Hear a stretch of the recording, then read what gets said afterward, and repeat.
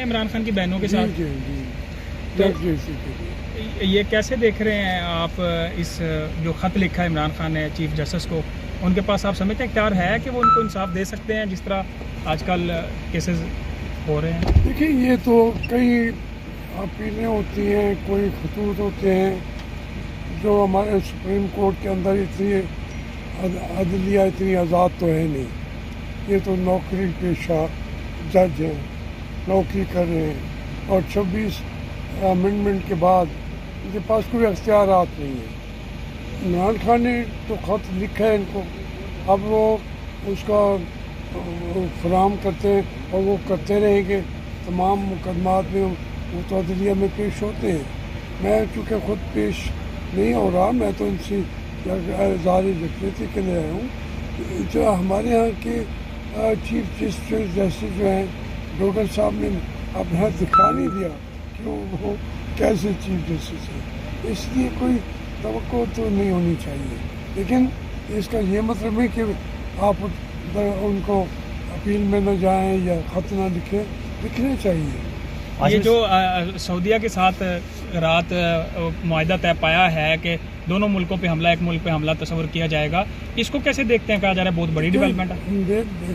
بہت بڑی ڈیولپمنٹ ہے، نو ڈاؤٹ، اس کو اپریشیٹ کرنا چاہیے، لیکن سعودی عربیہ اس موقع پہ جو ایشو ہے وہ ہے قطر کا، کہ اس کے اوپر حملہ کیا اسرائیل نے، اور وہ اس ایشو کو تھوڑا سا انہوں نے انڈر ایسٹیمیٹ کیا۔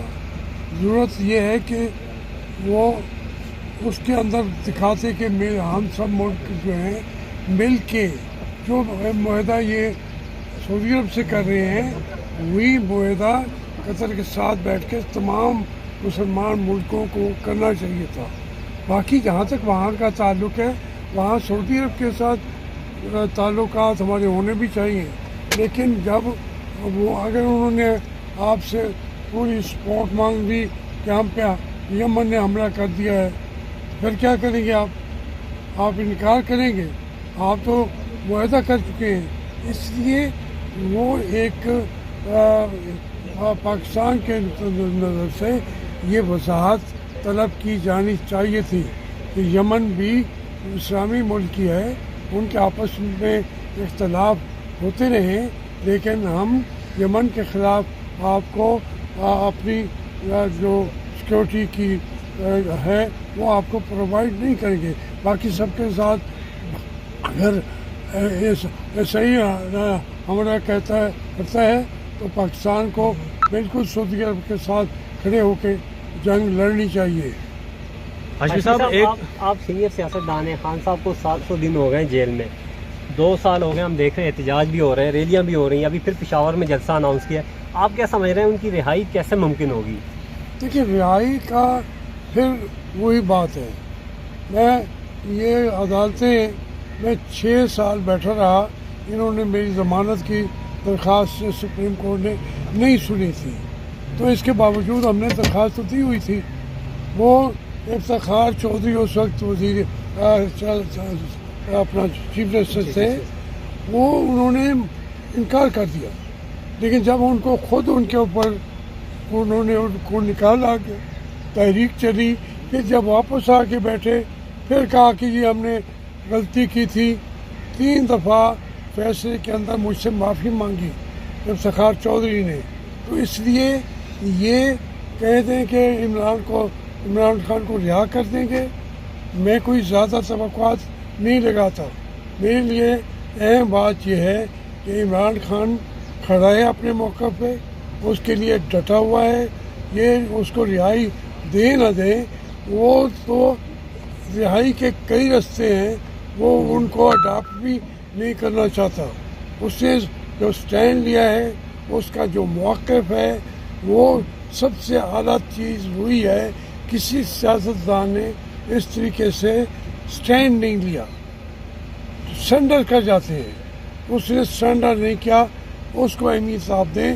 یہ چیزیں ہیں چلتی رہیں گی، ہاں جو جلسے ہیں، جو اس کا مینڈیٹ ہے وہ اس کی طاقت ہے 8 فروری والا بھی. اور یہ جو جلسے ہیں جو لوگ باہر نکل رہے ہیں اس کا اثر بھی پڑتا ہے. لیکن وہ اگر صرف اپنی رہائی چاہتا ہو, وہ رہائی تو چاہتا ہی نہیں ہے. وہ ملک کی آزادی چاہتا ہے, وہ پاکستان کو آزاد کرانا چاہتا ہے. تو اس کے لیے یہ سپریم کورٹ ہمارا بیچارہ, اس کی تو کوئی حیثیت ہی نہیں ہے کہ اس کی ضمانت قبول کر لیں. ہاشمی صاحب, ابھی آپ نے کہا کہ اس عمران خان سے پہلے کبھی کسی نے سٹینڈ نہیں لیا. آپ پیپل پارٹی میں بھی اچھا خاصا وقت آپ نے گزارا ہے. آصف علی زرداری کے متعلق بڑا عرصہ انہوں نے جیل میں گزارا, کیا انہوں نے بھی اس وقت سٹینڈ نہیں لیا تھا اتنا عرصہ جیل میں رہنے کے باوجود؟ ان کو تو ایک دن میں رہا کرنے کو تیار تھے, وہ نہیں کر رہے تھے. انہوں نے اس کو موقع نہیں دیا. جب موقع دیا ڈیل کرنے کا, آصف زرداری نے ڈیل کر کے باہر نکل گئے. پہلے کیوں نہیں کی وہ ڈیل؟ اس کو آفر ہی نہیں کر رہے تھے. مذاکرات چلتے رہے 9 سال. وہ بیٹھا, اس کو بٹھائے رکھا, وہ تو حاضر تھا پہلے دن سے. وہ آپ کہیں گے میں ہسٹری ہوں اس ملک کی. میں آصف زرداری کا ایک دن کا مجھے پتہ ہے کیسے وہاں پہ مذاکرات ہو رہے تھے, کہاں اس کو رہا کیا جاتا تھا, کہاں اس کو بیٹھ کے اپنے سیف ہاؤس میں بٹھا لیتے تھے. وہ تو تیار تھا. جس دن انہوں نے کہا کہ ہاں اب وہ ڈیل کرنی تھی بے نظیر بھٹو نے, وہ کر نہیں رہی تھی. اور آصف زرداری پہلے اپنی ان کو بے نظیر بھٹو کو قائل کرتے تھے کہ ان سے ڈیل کر لو. اور اس کے لیے تو وہ چھوڑ نہیں رہے تھے. وہ ڈیل کیسے, وہ عمران خان وہ کام کر لیا آج آصف زرداری والا, وہ عمران خان تو نہ ہوا. اب کی بھی مقتدر تو کہتی ہے کہ ہم عمران خان سے ہم تو رابطہ نہیں کرتے, نہ ہی ہم نے ان سے کوئی ڈیل کی آفر کی ہے, بلکہ خود سے خبریں ایسے بنائی جاتی ہیں. دیکھیں میں وہ تو کہیں گے, وہ کہیں گے, لیکن عمران خان بھی کبھی اس نے تھوڑا سا لچک تو دکھائی ہو. زرداری نے تو لچک دکھائی, روزانہ مذاکرات کرتا رہا, وہ چھوڑتے نہیں تھے. عمران خان نے تو ایک دن بیٹھ کے لچک ہی نہیں دکھائی. وہ کہتا ہے آئین کے مطابق ہر چیز کرو. جو ہماری یہاں کی کیا نام ہے ان کا, منیر صاحب ہیں, وہ آئین کے مطابق پیچھے جائیں تو پھر آئیں. میں ان سے بات بھی کر لوں گا, لیکن اس کی شرائط سخت ہیں.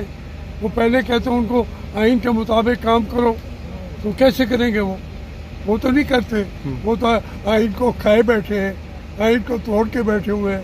آصف منیر تو آئین کی سب سے بڑی چوری ڈکیتی تو اس نے کی ہوئی ہے پاکستان کے آئین پر, ورنہ اس کا یہ حق ہے جیسے طریقے سے وہ اپنے اس ملک کو چلا رہے ہیں. کبھی ہوتا ہے کہ کمانڈر ان چیف جو ہے وہ وزیر اعظم کو بھی ساتھ لے کے پھر رہا ہو, اس کی تو جیب میں سارے پڑے ہوئے ہیں. عمران کہتا ہے میں نہیں پڑھوں گا. Thank you sir.